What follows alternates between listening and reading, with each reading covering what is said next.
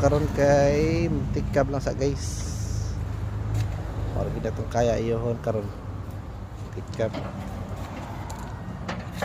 So muna karon no ang problema sa multicab, belt niya masunog kay tungod sa puling nga perting taya, so palis-palis lang sa ta no.